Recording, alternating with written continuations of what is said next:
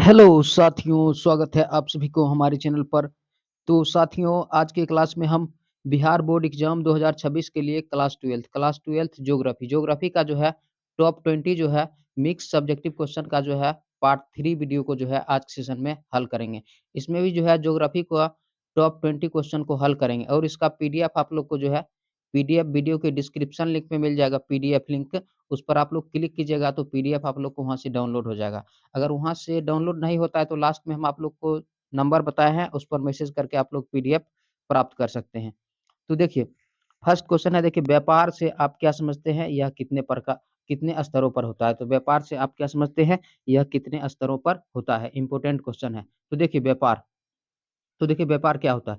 तो देखिए वस्तुओं एवं सेवाओं के स्वैच्छिक मतलब होता है कि अपने इच्छा के अनुसार जो है आदान-प्रदान को व्यापार कहा जाता है। जब वस्तु या सेवा को हम अपने इच्छा के अनुसार जो है आदान-प्रदान करते हैं, तो उसी आदान-प्रदान को व्यापार कहा जाता है। तो सिंपल सा परिभाषा है कि वस्तुओं एवं सेवाओं के जो है स्वैच्छिक आदान-प्रदान को व्यापार कहा जाता है। देखिए व्यापार 2 स्तरों पर होता है, व्यापार जो है 2 स्तरों पर होता है, एक होता है राष्ट्रीय व्यापार, एक होता है अंतर्राष्ट्रीय व्यापार। तो बारी-बारी से समझेंगे कि राष्ट्रीय व्यापार क्या होता है और अंतर्राष्ट्रीय व्यापार क्या होता है। तो देखिए राष्ट्रीय व्यापार क्या होता है कि देखिए देश के भीतरी भागों के मध्य यानी देश के अंदर एक देश के अंदर ही कोई देश है, उस देश के भीतरी भागों यानी देश के अंदर जो है देश के भीतरी भागों के मध्य देश के अंदर ही है उम, अंदर ही है होने वाले व्यापार को, ठीक है? तो देखिए इसी परिभाषा को इस तरह से याद रखिएगा, देश के भीतरी भागों के मध्य होने वाले व्यापार को राष्ट्रीय व्यापार कहते हैं। अगर कोई व्यापार जो है देश के अंदर एक एक राज्य से दूसरे राज्य या एक ही राज्य में जो है एक स्थान से दूसरे स्थान तक होता है, तो उसी को क्या कहते हैं राष्ट्रीय व्यापार कहते हैं। तो याद रखिएगा देश के भीतरी भागों के मध्य होने वाले होने वाला व्यापार को राष्ट्रीय व्यापार कहते हैं। अब देखिए अंतर्राष्ट्रीय व्यापार क्या होता है? देखिए जब वस्तुओं तथा सेवाओं का आदान-प्रदान 2 देशों के यानी एक देश से दूसरे देशों में होता है, ठीक है? तो उसी को क्या क्या कहते हैं जो है अंतर्राष्ट्रीय व्यापार कहते हैं। तो देखिए याद रखिएगा जब वस्तुओं तथा सेवाओं का आदान-प्रदान 2 देशों के मध्य होता है, 2 देशों के बीच होता है तो उसे अंतर्राष्ट्रीय व्यापार कहा जाता है। तो सिंपल सा परिभाषा है कि जब वस्तुओं तथा सेवाओं का आदान-प्रदान 2 देशों के मध्य होता है, यानी 2 देशों के बीच होता है तो उसे अंतर्राष्ट्रीय व्यापार कहा जाता है। देखिए कई देशों में अपनी आवश्यकता की वस्तुएँ उपलब्ध नहीं होता है। कई देशों में अपनी आवश्यकता की वस्तुओं उपलब्ध नहीं होता है, जिसे अंतर्राष्ट्रीय व्यापार के द्वारा आयात किया जाता है, खरीदा जाता है। जैसे भारत जो है सबसे ज़्यादा पेट्रोल जो है अंतर्राष्ट्रीय व्यापार के द्वारा क्या करते हैं, खरीदते हैं, क्योंकि पेट्रोल की आवश्यकता की पूर्ति भारत में नहीं हो पाते हैं, ठीक है? तो याद रखिएगा कई देशों में अपनी आवश्यकता की वस्तुओं जो है उपलब्ध नहीं होता है, जिसे अंतर्राष्ट्रीय व्यापार के द्वारा आयात किया जाता है, यानी खरीदा जाता है। तो आप लोग इस क्वेश्चन को याद रखिएगा, काफ़ी इम्पोर्टेंट क्वेश्चन है कि व्यापार से आप क्या समझते हैं, यह कितने स्तरों पर होता है। नेक्स्ट क्वेश्चन है देखिए अंतर्राष्ट्रीय व्यापार के प्रकारों का वर्णन करें। तो अंतर्राष्ट्रीय व्यापारों को प्रकार का वर्णन करना है। देखिए अंतर्राष्ट्रीय व्यापार के निम्नलिखित 2 वर्ग हैं, तो अंतर्राष्ट्रीय व्यापार के निम्नलिखित 2 वर्ग है। एक होता है द्विपार्श्विक व्यापार, एक होता है बहुपार्श्विक व्यापार। तो बारी-बारी से समझेंगे द्विपार्श्विक व्यापार क्या होता है और बहुपार्श्विक व्यापार क्या होता है। तो देखिए द्विपार्श्विक व्यापार, देखिए 2 देशों के द्वारा एक-दूसरे के साथ किया जाने वाले व्यापार को द्विपार्श्विक व्यापार कहते हैं। यानी कि 2 देशों के द्वारा जो है एक-दूसरे के साथ जो है किया जाने वाले व्यापार को जो है द्विपार्श्विक व्यापार कहते हैं। तो याद रखिएगा कि 2 देशों के द्वारा एक-दूसरे के साथ किया जाने वाला व्यापार को द्विपार्श्विक व्यापार कहते हैं। अब देखिए बहुपार्श्विक व्यापार, देखिए जब एक देश बहुत से व्यापारिक देशों के साथ जो है व्यापार करता है तो उसे बहुपार्श्विक व्यापार कहते हैं।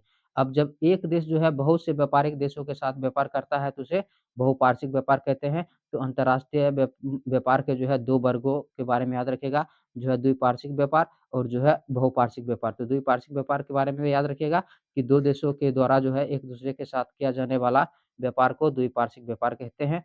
और बहुपार्श्विक व्यापार में याद रखिएगा जब एक देश बहुत से व्यापारिक देशों के साथ व्यापार करता है तो उसे बहुपार्श्विक व्यापार कहते हैं। तो याद रखिएगा।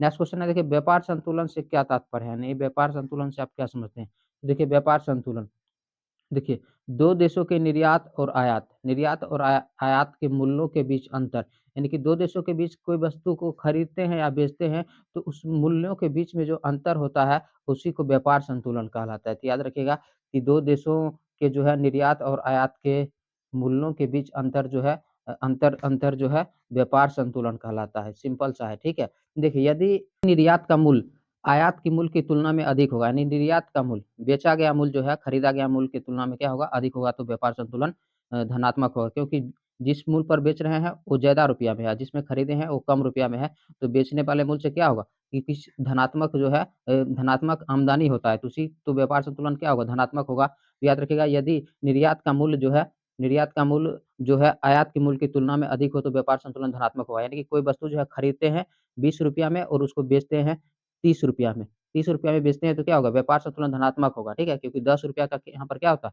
₹10 का यहाँ पर जो है लाभ होता है, तो उसी को क्या कहते हैं? व्यापार संतुलन धनात्मक होता है। तो याद रखिएगा, यदि निर्यात का मूल्य जो है आयात की मूल्य की तुलना में अधिक हो, तो व्यापार संतुलन धनात्मक होता है। और इसी बात में देखिए, यदि निर्यात का मूल्य आयात के मूल्य की तुलना में कम होगा, तो व्यापार संतुलन क्या होता है? ऋणात्मक होता है। तो ये दोनों बातों को भी आप लोग याद रखिएगा कि व्यापार संतुलन क्या होता है, और जो है धनात्मक व्यापार संतुलन कब होता है और ऋणात्मक व्यापार संतुलन कब होता है। तो याद रखिएगा कि यदि निर्यात का मूल्य आयात के मूल्य की तुलना में अधिक हो, तो व्यापार संतुलन धनात्मक होता है, और यदि निर्यात का मूल्य आयात के मूल्य की तुलना में कम हो, तो व्यापार संतुलन ऋणात्मक होता है। नेक्स्ट क्वेश्चन है, देखिए सैलरी शब्द का अर्थ स्पष्ट कीजिए और वस्तु विनिमय का माध्यम कैसे बना? ये भी क्वेश्चन जो है काफ़ी इंपोर्टेंट क्वेश्चन है। काफ़ी इंपोर्टेंट क्वेश्चन है कि सबसे पहले सैलरी शब्द का अर्थ स्पष्ट करना है। देखिए इसमें 2 क्वेश्चन है। सैलरी शब्द पहले स्पष्ट करना है कि सैलरी शब्द का मतलब क्या होता है, और देखिए सैलरी जो है वस्तु विनिमय का माध्यम कैसे बना? तो देखिए सबसे पहले सैलरी के बारे में याद रखिएगा। सैलरी शब्द का उद्गम लैटिन भाषा के सेलोरियम शब्द से हुआ है। तो याद रखिएगा कि सैलरी शब्द का उद्गम जो हुआ है, उत्पत्ति जो हुआ है, लैटिन भाषा के जो है सेलेरियम शब्द से हुआ। तो याद रखिएगा, सैलरी शब्द का उद्गम लैटिन भाषा के सेलेरियम शब्द से हुआ है, जिसका अर्थ होता है नमक के द्वारा भुगतान। और इसका अर्थ क्या होता है? नमक के द्वारा भुगतान। तो याद रखिएगा, सैलरी शब्द का उद्गम लैटिन भाषा के सेलेरियम शब्द से हुआ है, जिसका अर्थ होता है नमक के द्वारा भुगतान।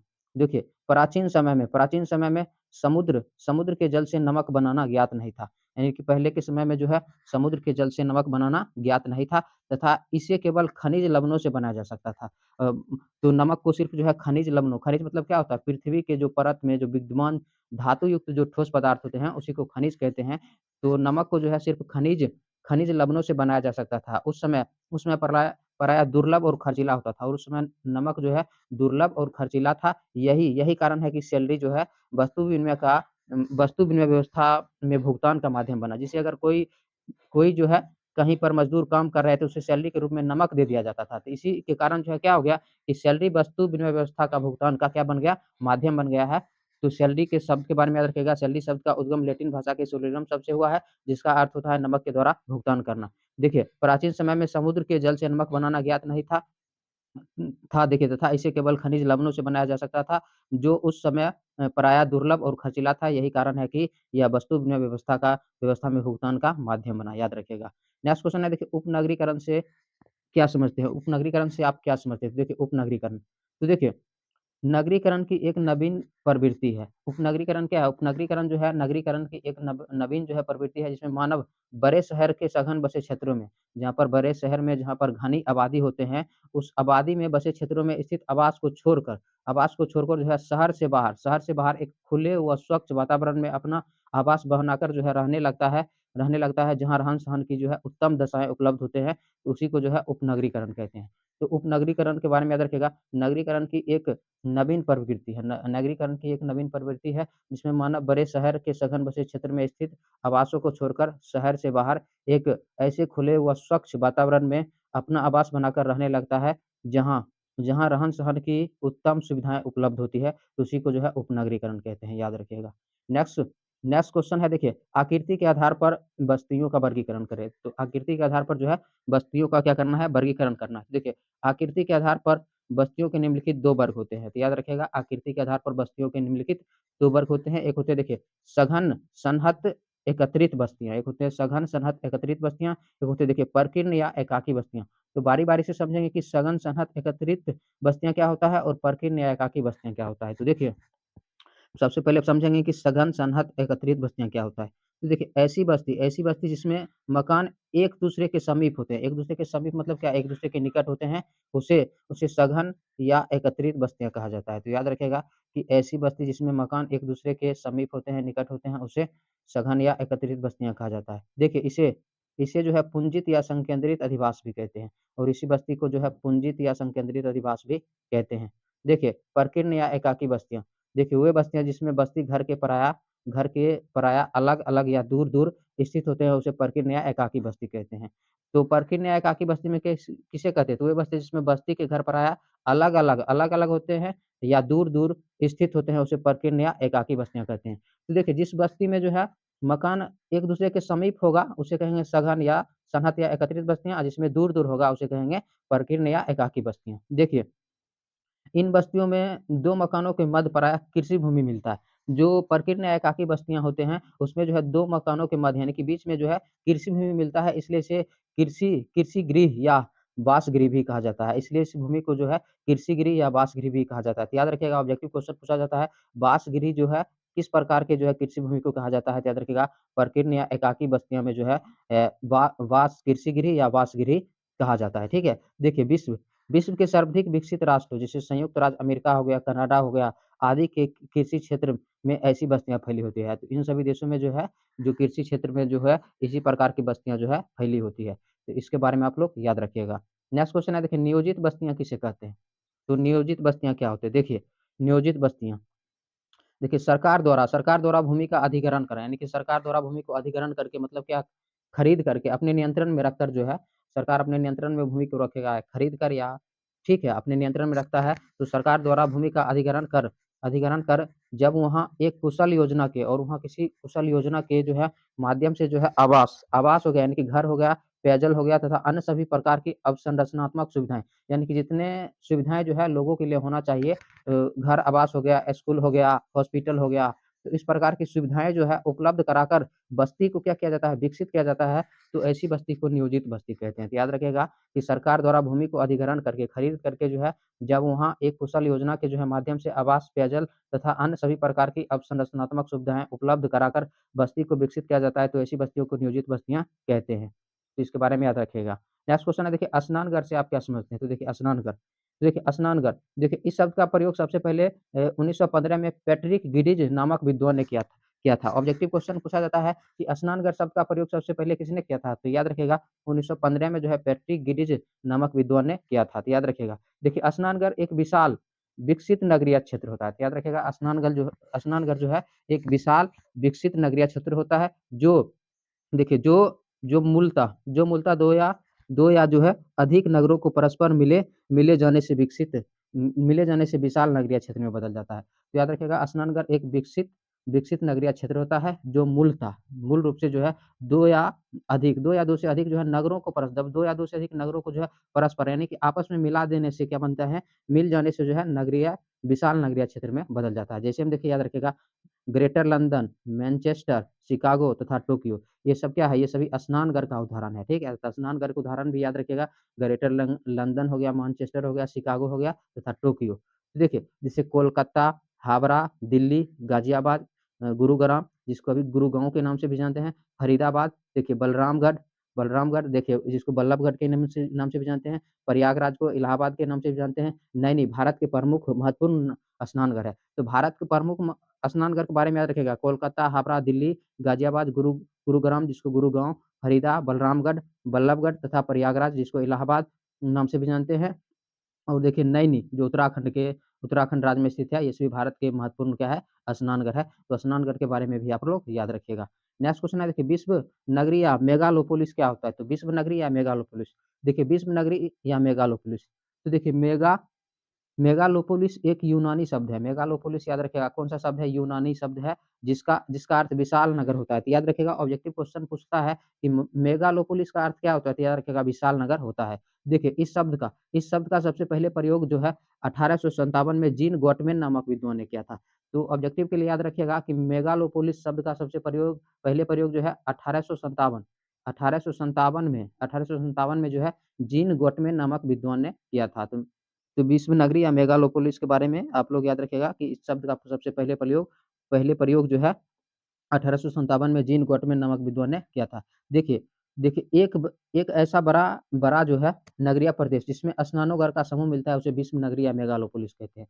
परिभाषा याद रखिएगा, एक ऐसा बड़ा जो है महानगरीय प्रदेश जिसमें स्नानघरों का जो है समूह मिलता है, उसे विश्व नगरी या मेगालोपोलिस कहते हैं। तो याद रखिएगा, एक ऐसा बड़ा महानगरीय प्रदेश जिसमें स्नानघरों का जो है समूह मिलता है, उसे विश्व नगरी या मेगालोपोलिस कहते हैं। जैसे देखिए, संयुक्त राज्य अमेरिका के पूर्वी तट के उत्तरी भाग में स्थित बोस्टन से जो है दक्षिण में वाशिंगटन वाशिंगटन तक मिलने वाला 1000 किलोमीटर लंबा सतत नगरीय क्षेत्र जो है मेगालोपोलिस के अंतर्गत आते हैं, तो याद रखिएगा आप लोग। नेक्स्ट क्वेश्चन है देखिए, ऋणात्मक भुगतान संतुलन का होना किसी भी देश के लिए हानिकारक होता है क्यों? क्योंकि ऋणात्मक भुगतान हो रहा है, तो ऋणात्मक भुगतान होगा तो क्या हो जाएगा? हानि हो जाएगा। तो हानि भी होगा तो किसी भी देश के लिए क्या होगा? हानिकारक होता है। तो याद रखिएगा, ऋणात्मक भुगतान संतुलन का होना किसी भी देश के लिए हानिकारक होता है क्योंकि क्योंकि जो है क्योंकि देखिए ऋणात्मक भुगतान संतुलन देश के वस्तुओं के क्रय पर जो है उससे अधिक व्यय करता है जितना कि अपने सामान को विक्रय से अर्जित होता है। मतलब खरीदने पर अधिक खर्च करता है, ठीक है? और विक्रय से उतना आमदनी नहीं हो पाता है, तो क्या हो जाता है कि हानि हो जाता है। तो इस प्रकार की हानि चलते रहने से क्या होता है? हानिकारक होता है। तो इसीलिए ऋणात्मक भुगतान संतुलन का होना किसी भी देश के लिए हानिकारक होता है। तो याद रखिएगा, ऋणात्मक भुगतान संतुलन का होना किसी भी देश के लिए हानिकारक होता है, क्योंकि ऋणात्मक भुगतान संतुलन में देश के वस्तुओं के क्रय क्रय पर जो है उससे अधिक व्यय करता है जितना कि अपने सामान की विक्रय से अर्जित करता है। ठीक है? तो इसके बारे में याद रखिएगा। नेक्स्ट क्वेश्चन है देखिए, व्यापार समझौते से आप क्या समझते हैं? तो देखिए व्यापार समझौते से आप क्या समझते हैं? देखिए व्यापार से संबंधित समझौते को व्यापार समझौते कहते हैं। तो याद रखिएगा, व्यापार से संबंधित जो है समझौता को व्यापार समझौते कहते हैं। देखिए, व्यापार समझौता 2 प्रकार के होते हैं। व्यापार समझौता 2 प्रकार के होते हैं। एक होता है द्विपक्षीय समझौता, एक होता है बहुपक्षीय समझौता।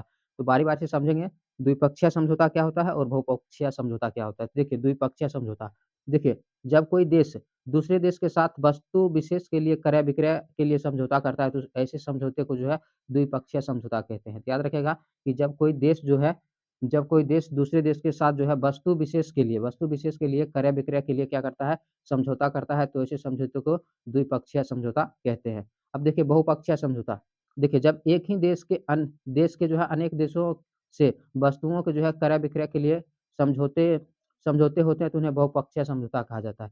तो बहुपक्षीय समझौता में याद रखिएगा, जब एक ही देश के अनेक देशों से वस्तुओं के क्रय-विक्रय के लिए समझौते होते हैं, तो उन्हें बहुपक्षीय समझौता कहा जाता है। तो व्यापार समझौते के 2 प्रकार, द्विपक्षीय समझौता और बहुपक्षीय समझौता के बारे में याद रखिएगा। देखिए, मुक्त व्यापार से आप क्या समझते हैं? तो देखिए, मुक्त व्यापार से आप क्या समझते हैं? तो देखिए, ऐसी व्यापारिक नीति जिसमें किसी भी जो है देश के बीच वस्तुओं के आयात और निर्यात पर कोई कर नहीं लगता है। यानी कि एक देश से दूसरे देश में वस्तु बेचते हैं तो उसमें कर मतलब होता है किसी प्रकार का टैक्स नहीं लगता है तो उसे क्या कहते हैं? उसे मुक्त व्यापार या व्यापारिक उदारीकरण कहते हैं। ठीक है? मुक्त व्यापार या व्यापारिक उदारीकरण कहते हैं।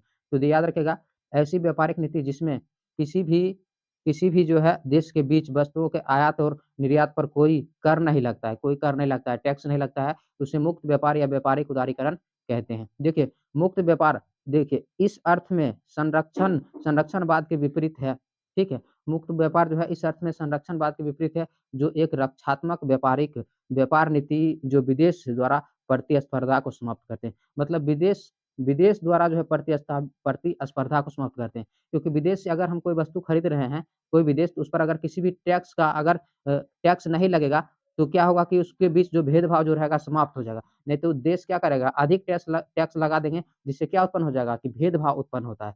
तो याद रखिएगा कि मुक्त व्यापार इस अर्थ में संरक्षणवाद के विपरीत होता है, जो एक रक्षात्मक व्यापार नीति है, जो विदेशी यानी कि भेदभाव को समाप्त करता है, क्योंकि व्यापार करने में किसी भी प्रकार का जो है टैक्स नहीं लगता है। तो मुक्त व्यापार के बारे में आप लोग याद रखिएगा। नेक्स्ट क्वेश्चन है देखिए, संचार से आपका क्या तात्पर्य है? तो संचार का क्या तात्पर्य है? देखो संचार, देखिए वह प्रक्रिया जिसके द्वारा व्यक्तियों के विचार हो गया, दर्शन हो गया और संदेश का स्थानांतरण एक स्थान से दूसरे स्थान अथवा एक व्यक्ति से दूसरे व्यक्ति तक होता है, संचार कहलाता है। तो संचार के बारे में याद रखिएगा, वह प्रक्रिया जिसके द्वारा व्यक्तियों के विचार हो गया, दर्शन हो गया और संदेश का स्थानांतरण एक स्थान से दूसरे स्थान अथवा एक व्यक्ति से दूसरे व्यक्ति तक होता है, संचार कहलाता है। तो संचार के बारे में याद रखिएगा, वह प्रक्रिया जिसके द्वारा व्यक्तियों के विचार हो गया, दर्शन हो गया और संदेशों का स्थानांतरण एक स्थान से दूसरे स्थान अथवा एक व्यक्ति से दूसरे व्यक्ति तक होता है, क्या कहलाता है? संचार कहलाता है। देखिए, अतः देखिए किसी भी माध्यम से सूचनाओं को उद्गम स्थान यानी कि जहाँ से उसका उत्पत्ति होता है, उसको लक्ष्य स्थान यानी कि जहाँ तक पहुँचाना है की ओर पहुँचाने की क्रिया को संचार कहलाती है। तो याद रखिएगा, अतः किसी भी माध्यम से सूचनाओं के जो है उद्गम स्थान से जहाँ से उसका उत्पत्ति हुआ, उसको लक्ष्य स्थान यानी कि जहाँ तक पहुँचाना है, उसे पहुँचाने की क्रिया को संचार कहलाती है। ठीक है? तो संचार के बारे में याद रखिएगा। नेक्स्ट क्वेश्चन है देखिए पृष्ठ प्रदेश के अर्थ स्पष्ट कीजिए। पृष्ठ प्रदेश के अर्थ अर्थ को जो स्पष्ट करना है तो देखिए पृष्ठ प्रदेश, देखिए एक बंदरगाह के जो बंदरगाह होते हैं, तो बंदरगाह के जो है प्रभाव क्षेत्र को उसका पृष्ठ प्रदेश कहा जाता है। तो याद रखिएगा एक बंदरगाह के जो है प्रभाव क्षेत्र को उसका पृष्ठ प्रदेश कहा जाता है। देखिए यह एक बंदरगाह की भूमि की ओर विस्तृत विस्तृत वह भाग होता है, मतलब बंदरगाह की ओर जो है भूमि की वह विस्तृत भाग होता है जिसमें निर्यात की जाने वाली वस्तुओं को संग्रह किया जाता है। यानी कि जहाँ से कोई भी वस्तु खरीदा जाता है, खरीदने वाले वस्तुओं को संग्रह किया जाता है, इकट्ठा किया जाता है तथा आयात की जाने वाली वस्तुओं का वितरण किया जाता है और आयात बेचने वाली वस्तुओं का क्या किया जाता है, वितरण किया जाता है। उसी प्रदेश को पृष्ठ प्रदेश कहते हैं। तो पृष्ठ प्रदेश के बारे में याद रखिएगा, बंदरगाह के प्रभाव क्षेत्र को उसका पृष्ठ प्रदेश कहा जाता है। यह एक बंदरगाह की ओर विस्तृत हुआ भाग होता है जिसमें निर्यात की जाने वाली वस्तुओं का संग्रह होता है तथा आयात की जाने वाली वस्तुओं का वितरण होता है। नेक्स्ट क्वेश्चन है देखिए उन उन महत्वपूर्ण मंदों के नाम बताइए जिससे जिन्हें जो है भारत विभिन्न देशों से आयात करते हैं यानी कि खरीदते हैं। मतलब उन वस्तुओं का नाम बताना है जिससे भारत जो है विभिन्न देशों से क्या करते हैं, खरीदते हैं। देखिए भारत भारत जो है विभिन्न देशों से निम्नलिखित वस्तुओं को आयात करता है, खरीदता है। जैसे देखिए पेट्रोलियम पेट्रोलियम एवं संबंधित पदार्थ, पेट्रोलियम हो गया और पेट्रोलियम से संबंधित पदार्थ हो गया। उसके बाद देखिए स्वर्ण और चांदी, इलेक्ट्रॉनिक वस्तुएँ, मोती और वह बहुमूल्य पत्थर, उसके बाद देखिए रसायन हो गया, परिवहन उपकरण हो गया। ये सभी मंदो मतलब होता है वस्तुओं को भारत क्या करते हैं, अन्य देशों से खरीदते हैं। नेक्स्ट क्वेश्चन देखिए संभववाद से आप क्या समझते हैं? तो देखिए संभववाद जो है मानव भूगोल का एक रूप है। संभववाद क्या है? मानव भूगोल का एक रूप है जिसके अंतर्गत विचारधारा और दर्शन इस बात को मानते हैं कि मनुष्य एक चिंतनशील प्राणी है। मनुष्य क्या है? एक चिंतनशील प्राणी के रूप में जो है प्राकृतिक पर्यावरण के विकल्पों को चुनने के लिए स्वतंत्र होता है। तो संभववाद के बारे में याद रखिएगा, संभववाद जो है मानव भूगोल का एक रूप है जिसके अंतर्गत विचारधारा और दर्शन इस बात को मानते हैं कि मनुष्य एक चिंतनशील प्राणी के रूप में प्रकृति पर्यावरण के विकल्पों को चुनने के लिए क्या होता है, स्वतंत्र होता है। नेक्स्ट क्वेश्चन है देखिए नव निश्चयवाद से आप क्या समझते हैं? तो देखिए नव निश्चयवाद क्या होता है? देखिए नव निश्चयवाद विचारधारा के प्रतिपादन अमेरिकन भूगोलवेत्ता ग्रिफिथ टेलर ने किया था। तो याद रखिएगा नव निश्चयवाद विचारधारा के जो है प्रतिपादन अमेरिकन भूगोलवेत्ता ग्रिफिथ टेलर ने किया। उन्होंने इस विचारधारा को वैज्ञानिक निश्चयवाद या रुको और जाओ निश्चयवाद का नाम दिया। और उन्होंने क्या किया, इस विचारधारा को जो है वैज्ञानिक निश्चयवाद या रुको और जाओ निश्चयवाद के नाम दिया। तो याद रखिएगा नव निश्चयवाद विचारधारा को जो है वैज्ञानिक निश्चयवाद और रुको और जाओ निश्चयवाद का नाम दिया गया। तो इन दोनों नाम से भी इन्हें जानते हैं। तो नव निश्चयवाद के बारे में याद रखिएगा ऑब्जेक्टिव क्वेश्चन कि नव निश्चयवाद विचारधारा का प्रतिपादन अमेरिकन भूगोलवेत्ता ग्रिफिथ टेलर ने किया। और देखिए उन्होंने इस विचारधारा को वैज्ञानिक निश्चयवाद और रुको और जाओ निश्चयवाद का नाम दिया। देखिए नव निश्चयवाद विचारधारा के अनुसार मानव को प्रकृति के नियमों का पालन करना चाहिए। नव निश्चयवाद विचारधारा क्या कहता है कि मानव को प्रकृति के नियमों का पालन करना चाहिए, यानी कि प्रकृति के अनुसार मानव को जो है चलना चाहिए। ठीक है, तो याद रखिएगा नव निश्चयवाद विचारधारा के अनुसार मानव को प्रकृति के नियमों का पालन करना पड़ता है। तो ये क्या है, नव निश्चयवाद विचारधारा है, इसके बारे में याद रखिएगा। नेक्स्ट क्वेश्चन है देखिए मानव भूगोल किस प्रकार अन्य सामाजिक जो है विज्ञानों से संबंधित है। तो मानव भूगोल जो है किस प्रकार अन्य सामाजिक विज्ञानों से संबंधित है। तो देखिए मानव भूगोल देखिए अपनी अपनी विषय सामग्री की व्याख्या, मानव भूगोल जो है अपनी विषय सामग्री की व्याख्या व्याख्या और विश्लेषण के लिए जो है अन्य सामाजिक विज्ञानों से क्या है, अपना संबंध स्थापित करते हैं। तो याद रखिएगा कि मानव भूगोल जो है अपनी विशेष सामग्री की व्याख्या और विश्लेषण के लिए अन्य सामाजिक विज्ञानों से अपना संबंध स्थापित करते हैं। देखिए इस प्रक्रिया में मानव भूगोल तथा सामाजिक विज्ञान एक दूसरे को सहायता प्रदान करते हैं। और इस प्रक्रिया में क्या करते हैं, मानव भूगोल और सामाजिक विज्ञान एक दूसरे को जो है सहायता प्रदान करते हैं ताकि मानव भूगोल एवं सामाजिक विज्ञान दोनों की जो है व्याख्या अच्छी तरह से हो सके। दोनों को सहयोग करने से क्या होगा, मानव भूगोल और देखिए सामाजिक विज्ञान दोनों की व्याख्या अच्छी तरह से हो सके। तो इसके बारे में आप लोग याद रखिएगा। नेक्स्ट क्वेश्चन है देखिए मानव भूगोल की नवीन नवीन विचारधाराएँ क्या है? तो देखिए मानव भूगोल की नवीन विचारधाराएँ निम्न है जो इस प्रकार है। तो इन सभी के बारे में पढ़ेंगे कि न मानव भूगोल जैसे देखिए जैसे कल्याणपरक भूगोल है, मानवतावादी भूगोल है, उसके बाद देखिए अमूलवादी या रेडिकल विचारधारा है, उसके बाद देखिए व्यवहारवादी विचारधारा है। तो इन सभी के बारे में बारी-बारी से पढ़ेंगे और ये दीर्घ-उत्तरीय क्वेश्चन है, 5 मार्क्स में पूछा जाता है। तो देखिए कल्याणपरक भूगोल, देखिए यह मानव भूगोल का ऐसा उपगम है, उपगम मतलब क्या होता है? क्षेत्र है, शाखा है। यह मानव भूगोल का एक ऐसा उपगम है जो मानवीय समाज में मिलने वाली असमानताओं और मानवीय कल्याण के विभिन्न पक्षों के अध्ययन पर बल देता है। तो देखिए कल्याणपरक भूगोल में क्या किया जाता है कि मानवीय समाज में मिलने वाले असमानताओं और मानवीय कल्याण के विभिन्न पक्षों के अध्ययन पर क्या करते हैं, बल देता है, ठीक है। नेक्स्ट है देखिए मानवतावादी भूगोल। तो देखिए इसके अंतर्गत मानव के जीवन में होने वाली सामाजिक घटनाओं का अध्ययन और विश्लेषण किया जाता है। मानवतावादी भूगोल में जो है मानव के जीवन में होने वाले सामाजिक घटनाओं का अध्ययन और विश्लेषण करते हैं। देखिए अमूलवादी या रेडकिल विचारधारा। देखिए तो अमूल ये क्वेश्चन देखिए 2 मार्क्स के लिए भी इम्पोर्टेंट है। 2 मार्क्स में भी पूछा जाता है कि अमूलवादी या रेडिकल विचारधारा से आप क्या समझते हैं? तो याद रखिएगा, देखिए मार्क्सवादी सिद्धांतों का उपयोग करने वाले विचारधारा को रेडिकल विचारधारा कहते हैं। तो याद रखिएगा कि मार्क्सवादी सिद्धांतों का जो है उपयोग करने वाले विचारधारा को रेडिकल विचारधारा कहते हैं। देखिए इसके अंतर्गत देखिए गरीबी हो गया, भूखमरी हो गया, बीमारी हो गया, जाति भेद हो गया, रंग भेद हो गया, आदि आदि का अध्ययन करने के लिए मार्क्सवादी सिद्धांतों का प्रयोग किया जाता है। तो इसके अंतर्गत क्या किया जाता है कि जो है गरीबी, भूखमरी और जाति भेद, रंग भेद आदि का अध्ययन करने के लिए जो है मार्क्सवादी सिद्धांतों का प्रयोग किया जाता है। देखिए, जो बताता है कि विश्व के समस्त निवासियों का जो है विश्व के संसाधनों पर समान अधिकार और नियंत्रण हो। मार्क्सवादी सिद्धांत बताता है कि विश्व के जो है समस्त विश्व के जितने निवासी हैं, उसके विश्व के संसाधनों पर क्या होना चाहिए? समान अधिकार और नियंत्रण हो। नेक्स्ट पॉइंट है देखिए व्यवहारवादी विचारधारा। देखिए व्यवहारवादी विचारधारा देखिए इस विचारधारा में प्रत्यक्ष अनुभव के साथ-साथ मानव की जातीयता हो गया, प्रजाति हो गया, धर्म आदि पर आधारित सामाजिक वर्गों के आधार पर क्या किया जाता है? अध्ययन किया जाता है।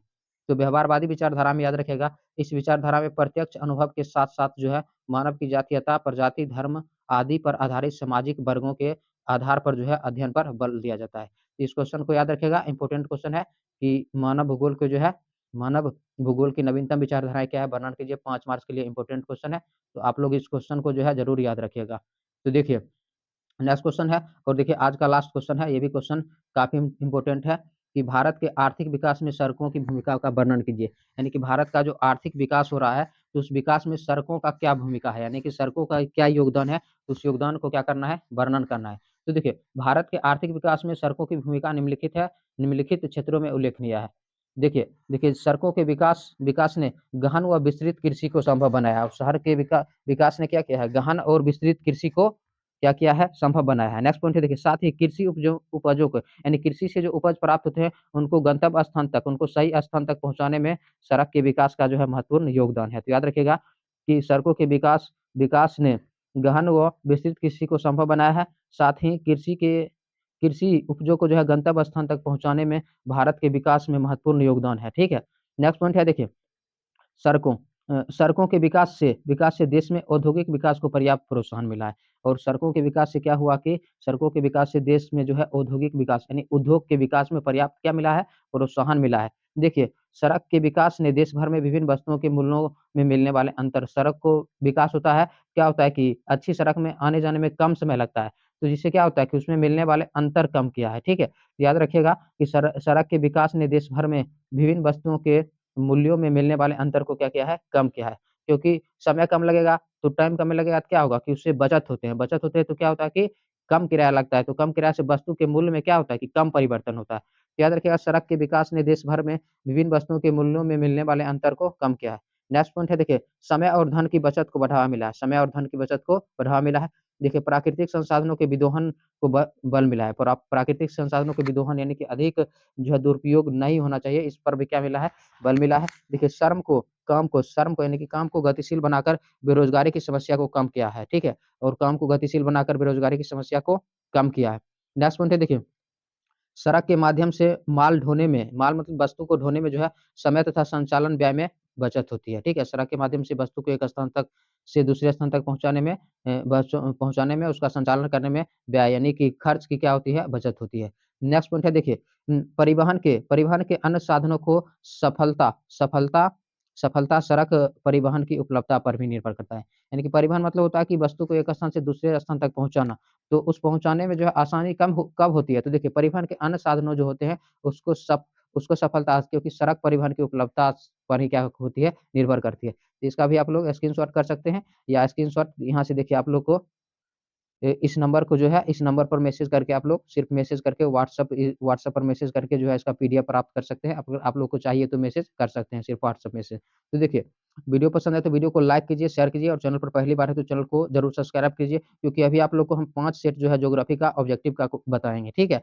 तो वीडियो को लाइक कीजिए, शेयर कीजिए और चैनल को सब्सक्राइब ज़रूर कीजिए। मिलते हैं अगले टॉपिक के साथ। धन्यवाद।